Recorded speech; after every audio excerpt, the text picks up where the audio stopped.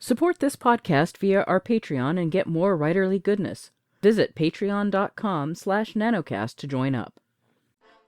Welcome to NaNoWriMo Every Month. My name is J. Daniel Sawyer. I'm the author of some 20 books, 34 short stories, and numerous articles and other things, and I am your guide on this journey to use NaNoWriMo to level up to professional output levels.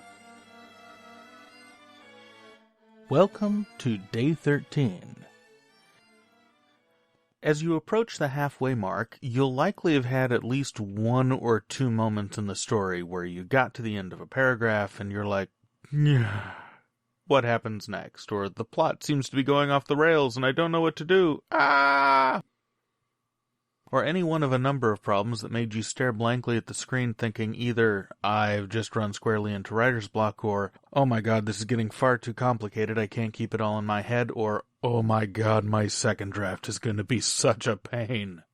If you're at that point, there's a trick that will help you, and it's the one that allows most professional writers, not all, but most, and particularly most genre writers, to essentially write in a single draft. It doesn't mean there aren't fixes and proofreadings after it's done, but that Hollywood process that you've been trained in English class and whatnot, of doing one draft all the way through and then going through and fixing everything in it or chopping it off and rewriting large sections of it, that's not the kind of method that will get you a long-term, sustainable, high-volume career. It's very, very rare that that kind of writing will be able to pay your bills. There is one genre where that kind of writing is prized and is probably essential, and that's literary writing, because literary fiction is a genre where the language and the social commentary is more important than the story. It doesn't mean there aren't good literary novels. There are some fantastic ones. But in order to be a literary writer, you need to be approaching your writing with an entirely different kind of attitude than you do if you're looking to be a solid storyteller with a good career. Now, you can actually do both, and a lot of writers do. In fact, a lot of the top literary writers also write genre fiction under pen names and sell very, very well, and they use it to support their literary career. So your mileage may vary. But on to the trick. The trick is called cycling, and it's a technique for writing multiple drafts at once. Basically what happens is you write until you get stuck, then you pop back somewhere in the manuscript. An arbitrary, sometimes it's at the beginning, sometimes you just pop back a page, whatnot, and you start reading until you've kind of reloaded the relevant portions of the story into your head, and you hit the end and you just keep writing. Sometimes as you're reading, you'll notice continuity problems with things that you've written later, and you just fix those very quickly as you go through. Sometimes as you're writing down, you will discover a direction for the story to go that's really brilliant, but it conflicts with something earlier. So what you do is you write that portion, then you pop back to the thing that it conflicts with and fix that, and then go through and smooth out the seams and keep going. This technique does a few really important things for you. Number one, it keeps you out of the critic's mindset. Any creative work works best when you're doing it from your subconscious, and your conscious mind is just barely there and making sure that the ideas come out in the form of words instead of caveman-y grunts.